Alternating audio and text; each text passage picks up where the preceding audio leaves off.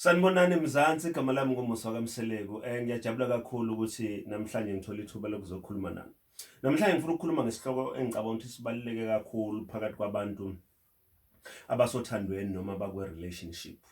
Isihloko sokuthi umuntu wakho umazi to an extent yokuthi wazi izinto abuthakathaka kuzona. Abantu abaningi sihamba nabo singabazi ukuthi izinto zine zama-weaknesses zabo. Sambe nabo sicabanga ukuthi siyabazi. Iyona lento eyenza ukuthi sithi relationship right kanti relationship ayikho iyagula kahle kahle. What do I mean mangabe ngithi fanele sazi ubuthakathaka? Angiqale mhlambe makukuthi uyindoda unomuntu wesifazane othandana naye noma unonkosikazi. Uma ngabe ungamazi ukuthi yini, angifuni ukuthi ngithi emcikayo, kodwa uma ngabe ungamazi ukuthi yini into ayithandayo kodwa wrong, ubuthakathaka lo. Amanye amadoda namakhosikazi athanda indaba.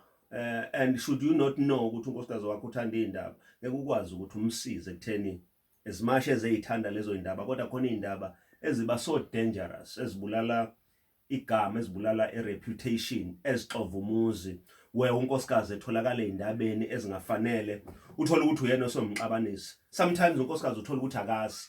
So lento ngoba yubuthakathaka ke ni weakness uyayenza nje throughout, uthola ukuthi benikhulumela indaba zene eziyisifuba njengomndeni. Uthola ukuthi unkosikazi usezihambisile lezo indaba, wazikhiphela ngaphandle, wayitshela abangani bakhe, wazitshela abantu asonta nabo ngoba ecabanga ukuthi yena it's a normal thing ukuthi akhulume ngalezo zinto. So if you do not know ubuthakathaka bomuntu othandana naye noma esempilweni yakho, end up ungakwazi ukumguide ekutheni hey no ngeke, this is wrong, ngoba abanye abantu benza izinto not knowing ukuthi lezo zinto zama weaknesses. Abanye abantu besifazane they overspend even ezimweni ezinzima where isimo somnotho singavumi, kodwa uthola ukuthi ngenxa ukuthi weakness yakhe ubuthakathaka bokuthi nje she goes and do a shopping spree, angacheck ukuthi bank balance ithini ngaleso sikhathi. Lo muntu wenza ukuthi ngabe niyakhula kodwa nihlehlele emuva ngoba you end up not knowing ukuthi what you need to do. So uma ungayazi lento as a weakness, don't make it uthi mhlambe uzoyibona ngoba seyi-addiction. No, it's not an addiction, it's her weakness ukuthi uyazithanda izinto ezinhle kodwa imali akanani. Sometimes umuntu ono jealous mebona kungena ifurniture kamakhelwane noma bethenga imoto, and then she will put pressure on you because ubuthakathaka bakhe bongafisa ukubona omunye umuntu eprogressa, ekwazi uku-achieve izinto eningazi-achievile nina la ekhaya. So she will end up fighting with you every day over issues, petty issues ekufuze ngabe nawo ayonile out. And kubuthakathaka sometimes uma ngabe unonkosikazi ongawazi ukweseka to the level yokuthi when you are down kodwa akwenza ubone ukuthi ngeke uzuphelele kulomgodi okuwona, one day nizophuma kulomgodi. So ubuthakathaka lokho uma ngabe ungenayo umuntu. But the worst part ukuthi kube ubuthakathaka into an extent yokuthi izinto ezamahlazo nezinto ekufuze ngabe niziprotectile nezinto efanele ngabe zaziwo wena naye uyazimove azikhipha ayozikhuluma kwenye indawo, and lonto i-end up ikulimaza wena njengendoda ngoba once kwenzeka into enjalo lo muntu okade umthembu end up ungasamthembi.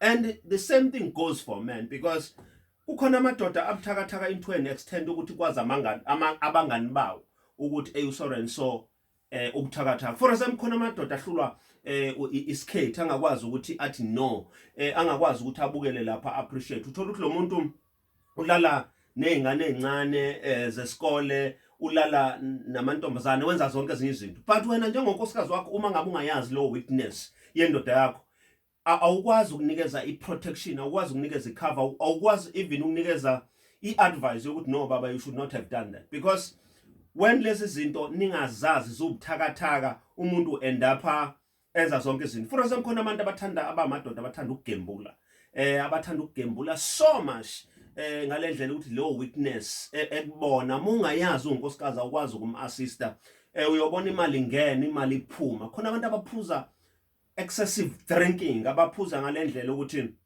ukuphuza kubona is no longer a social thing yokuthi no siyaphuza sihlele and so on and so on. Labo bantu it's a weakness. Uma ngabe wena nkosikazi ungayinotice noma ungayazi lonto, ngoba abanye abantu bayafihla ukuthi they are weak, pretend as if they are not weak, they are strong.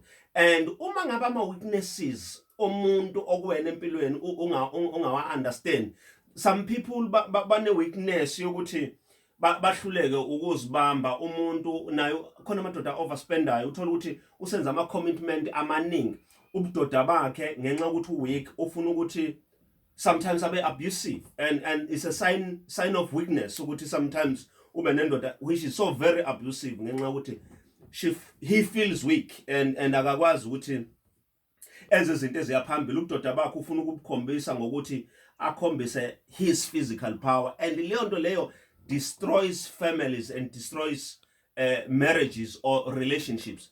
But the most important part yokuthi when a person comes to you, be it unkosikazi noma indoda ezodeclare ubuthakathaka bakhe, how do you handle that?